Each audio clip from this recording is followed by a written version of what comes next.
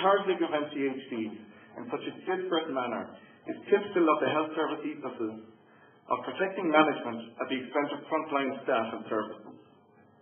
It is nothing more than cynical and vindictive bullying and has more to do with politics than economics. Our members see their employer as an adversary. The HSE has managed to incite anger across all medical groups, but especially NCHDs.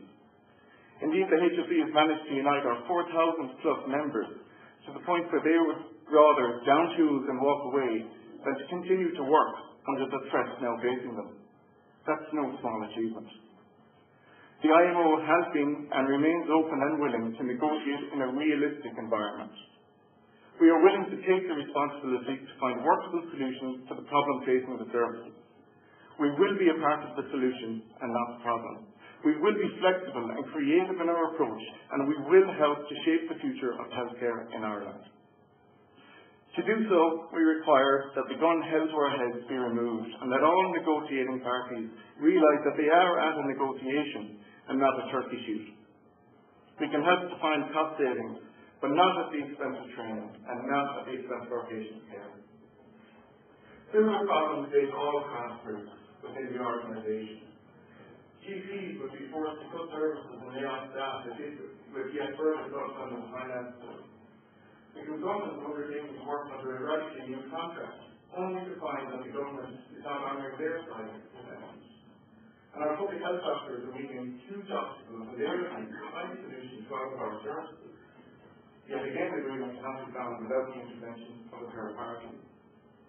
We have a responsibility to attempt to find solutions that protect services and protect our patients. History has shown us that even health systems can be reformed and indeed improved in times of crisis. It takes tough political decisions, I admit, but it is now time for our political leaders to stand up and be counted. To the Minister, I say there are great opportunities at your door in these times of crisis.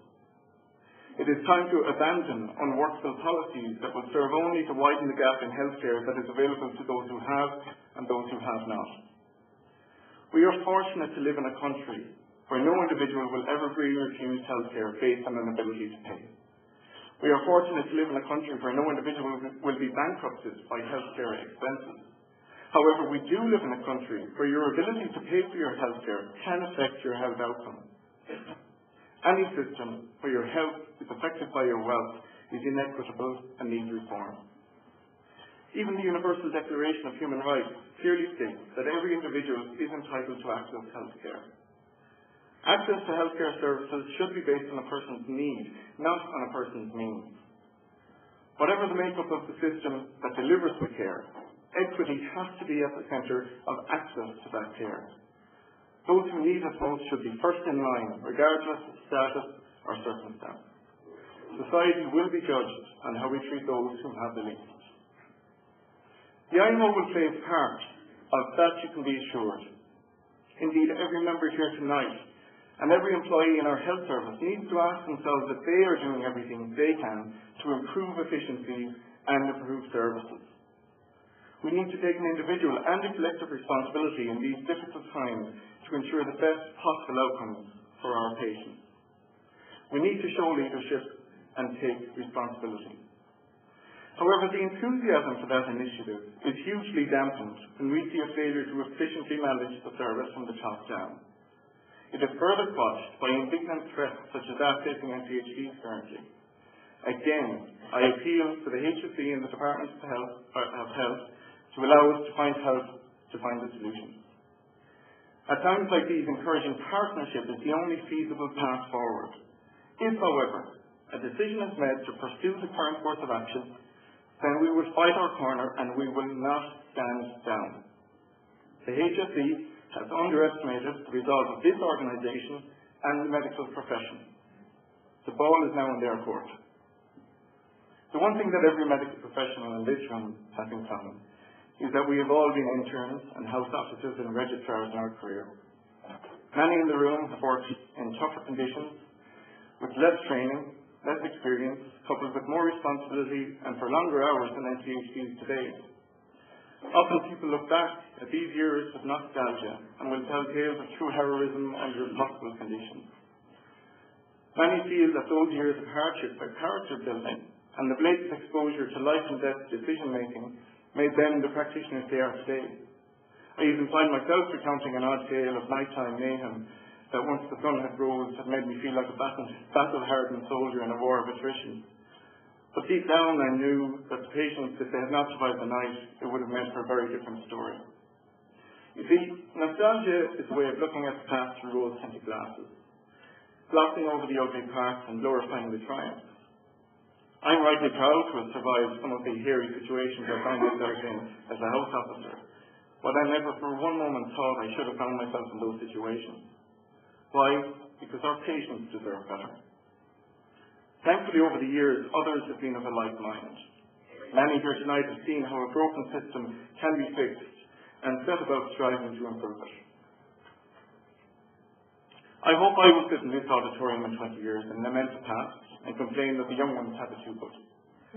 If I'm not doing that, then the IMO and us collectively have failed those coming through the system.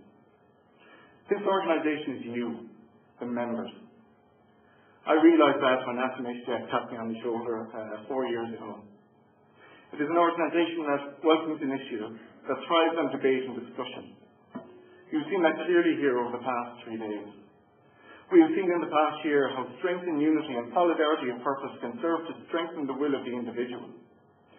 Striding towards a common goal with purpose, side by side, united as a single voice, massively increases our chances of success. I am overwhelmed by the support that the organisation has received from the membership over the past year, and we now have an opportunity to go from strength to strength. Medicine is a profession that attracts the best and brightest into its ranks in this country. We need to harness that ability, develop our graduates' potential, and ensure that the future of our profession will be even stronger in years to come than it is today. Progress means different things to different people. In my mind, if we accept the status quo and fail to question how and why we work, then progress will never be made. I have accepted AFMHDF's challenge from 4 years ago. I've become involved and I've put my head above the parapet.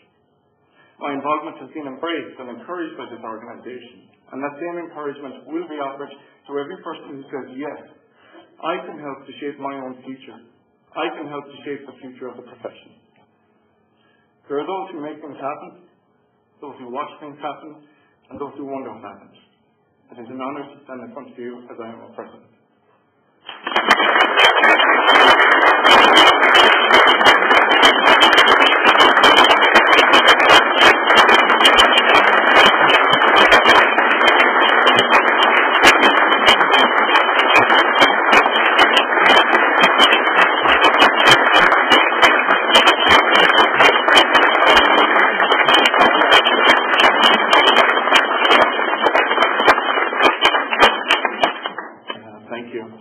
If I could call on our outgoing President, Martin Daly, I'd like to present him with his pin for past President. Thank you.